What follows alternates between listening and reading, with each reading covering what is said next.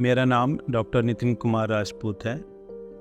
मैं मेदांता हॉस्पिटल में cardiac surgery department में एसोसिएट डायरेक्टर की पोस्ट पर कार्यरत हूँ। आज हम यहाँ पर मिनिमली इन्वेजिव एवं रोबोटिक सर्जरी के बारे में बात करेंगे। मिनिमली इन्वेजिव हार्ट सर्जरी को की होल हार्ट सर्जरी भी कहते हैं। इस विधि के द्वारा कन्वेंशनल सीने के सामने 10 या 12 इंच का चीरा ना लगाकर 2 या 3 इंच का छोटा चीरा चेस्ट के साइड में लगाया जाता है और उसके द्वारा सर्जरी की जाती है, इसलिए इसको की होल हार्ट सर्जरी भी कहते हैं। टेक्नोलॉजिकल एडवांसमेंट के द्वारा now robots are advanced to fit for participation in the field of robotic heart surgery. Robotic heart surgery के बहुत सारे फ़ायदे हैं। चीरे की लंबाई 2 से 3 सेंटीमीटर होती है या फिर पोर्ट्स ओनली, जो 10 मिलीमीटर के पोर्ट्स होते हैं, उनके द्वारा ही हार्ट सर्जरी कंप्लीट की जा सकती है। इससे एल्डरली पेशेंट्स को लेस ट्रॉमा का बेनिफिट मिलता है और यंग पेशेंट्स को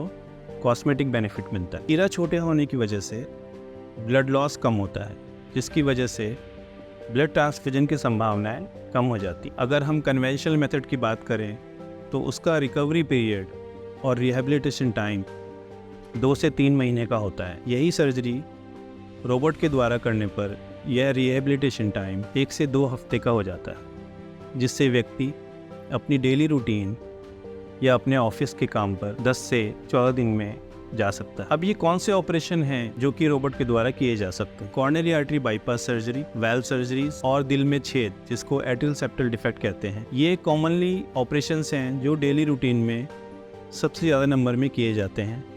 ये सारे ऑपरेशन रोबोटिक विधि से किए जा सकते हैं। बाईपास सर्जरी की बात करें तो रोबोट एक पार्ट में रोबोट हेल्प करता है और दूसरी पार्ट में सर्जन सर्जरी कंप्लीट करता है। रोबोट के 3 पार्ट होते हैं। रोबोट के बारे में भी समझना जरूरी है। एक होता है पेशेंट कार्ट, जो कि इंस्ट्रूमेंट होल्ड करता है। इसका कंट्रोल सर्जन के हाथ में होता है।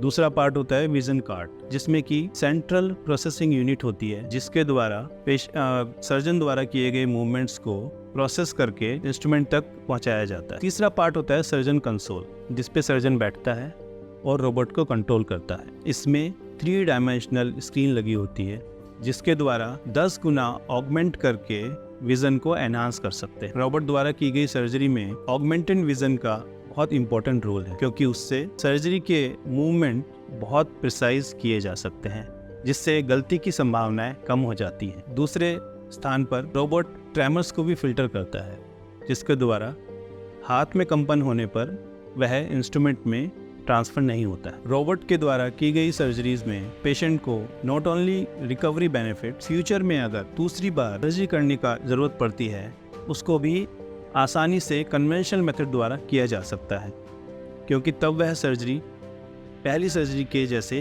की जा सकती है। रोबोटिक सर्जरी के लिए पेशेंट्स या फैमिली को कोई स्पेशल तैयारी करने की आवश्यकता नहीं है।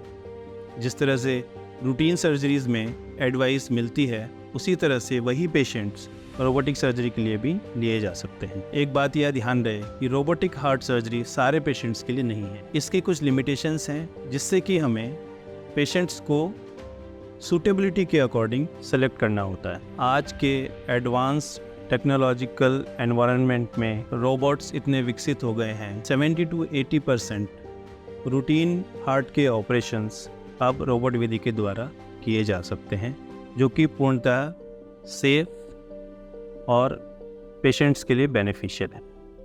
Thank you so much.